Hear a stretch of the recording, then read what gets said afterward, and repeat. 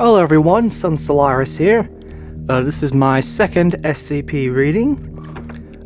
This won't be a permanent thing, hopefully.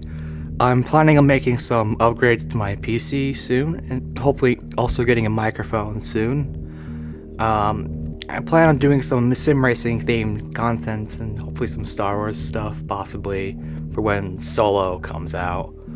Potentially. I'll still do the SCP content. I'll do like the SCP readings and that. Just it won't be the main focus of this channel, hopefully. If you watched my first video, then welcome back, I guess. If you're just joining me, then welcome!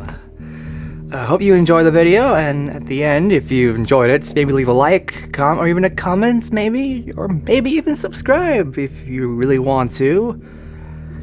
But moving on from that, today I will be reading my personal favorite SCP, SCP-610, The Flesh That Hates. Just a quick heads up beforehand, this is probably going to be split into multiple parts, as I will be reading the SCP file and the field logs for this. And that will get pretty long. Just look at Volgun's video for SCP-610. That's 53 minutes. And that includes all the field logs. Well, so if you want to read along to the video or just read the SCP for yourself, there will be a link to the SCP wiki article itself in the description below.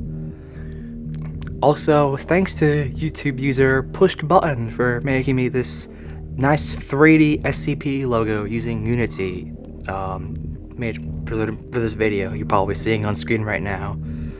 So yeah, thanks. Go watch him. He makes good content. Go sub to him maybe. But yeah, aside from that, on with the reading. SCP-610. Object Class Keter. Special Containment Procedures. Due to the vast array of infection SCP-610 covers, containment is impossible. Isolation of the area has proved far more effective, and permission has been granted by the Russian government to establish a perimeter to keep people out of these areas under the guise of military operations. Should any organism displaying traits consistent with SCP-610 be sighted near this perimeter, then the established protocol requires it to be engaged at range with small arms until immobile, then dispatched using incendiary weapons and munitions from as great a distance as possible. Any living thing coming in physical contact with an organism infected with SCP-610 is considered expendable and is to be immediately terminated and incinerated. Any persons coming within 3 meters of SCP-610 infected life are to immediately withdraw from the area, be isolated from the rest of their team, and subjected to medical examination using only remote techniques to determine if infection has occurred and appropriate steps taken based on that determination. At present, the known infection vectors for SCP-610's spread seem to be focused on physical contact. Drone movements within heavily infected areas have returned air samples containing minute particulate which, when exposed to organic compounds, will result in the spread of SCP-610. The results of these particular tests have revealed that most require 7 days to manifest, if at all, with the exception of direct contact with exposed lung and liver tissue. These particular tests show a rapid rate of growth which requires incineration of the testing environments no more than 24 hours after initial exposure, with even a 2-hour mishap risking a compromised facility event. Given that this kind of rapid growth only occurs in organic material existing outside of the human body, this form of infection is currently considered a minor concern.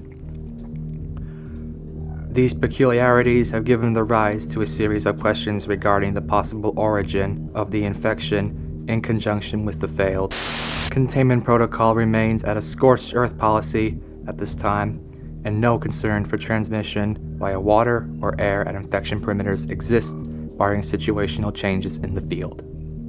Description: Initial reports of SCP-610 came direct from the Russian government through undisclosable channels. These reports consisted primarily of disappearances of farmers in the region and were not considered until the local police, followed by the regional police, and finally a government dispatched agents all failed to report within a 72-hour period. A small military contingent was dispatched to the area and quickly withdrew, at which point the Foundation was contacted to investigate. The area SCP-610 affects is close to Lake Baikal in southern Siberia. Areas of known infection are marked on a map provided to us here, which you'll see on screen. Containment perimeters are marked in blue surrounding these infection areas, and as of present, no further locations have been identified. Incursions into the perimeter must be reported prior to conducting, confirmed during exploration, and debriefed on immediately following return. SCP-610 appears to be a contagious skin disease, at first with symptoms including rash, itching, and increased skin sensitivity. Within 3 hours, the disease will cause blemishes resembling heavy scar tissue to form on the chest and arm areas, spreading to the legs and back within an additional hour, consuming the victim completely within 5 hours. Exposure to higher temperatures vastly decreases the time for the contagion to spread, and complete infections have been recorded occurring in as little as 5 minutes. After the completion of the infection occurs, the victim's life functions will cease for approximately 3 minutes, after which time they will restart at 2 or 3 times the activity rates of a normal human. Following this, the scar tissue on the victims will start to move on its own accord and grow at a rapid rate. Normal human features start to disappear at this point under the infection, and the path of mutation appears to be largely random. Subjects observed in this stage of infection have been recorded as growing 3 or more limbs of a type such as arms or legs. The head may become misshapen and elongate or widen out, and parts of the subject may split open, from which additional branches of flesh will grow. The duration of the stage of infection is unknown, and not all subjects appear to progress to the later stages. Under unknown conditions, an infected individual will cease moving and place itself in a location it deems suitable, where it roots itself. The fleshy growth on the victim will then begin to spread itself across all surrounding objects and consume them. Such objects do not spread the infection as living creatures do, however, and the effect of prolonged contact with these objects is recorded in this document. It is assumed that this behavior is to create an area hospitable to continued growth of the other infected. Observation of life by SCP-610 by staff is impossible. Those infected with the disease immediately seek out aid as natural human impulse, resulting in unintended infections. Those infected past the scar tissue stage actively and aggressively attempt to infect anyone approaching them within an undefined area. It has been established that should an infected be capable of sight and observe an uninfected, it will proceed towards them. If the infected has lost the ability of sight, however, a range of approximately 30 meters is considered safe. Observation of SCP-610 infected settlements has been established using artificial methods such as remote robots. The data returned from these observations, coupled with the openly aggressive nature of the infected to attempt to spread SCP-610, has resulted in the Keter classification. However, so long as nothing is allowed to enter or leave the infected areas, it is considered a neutralized threat. Of concern are the cavernous areas beneath the infected settlements that were discovered during the exploration, and attempts to get research personnel into these areas are underway.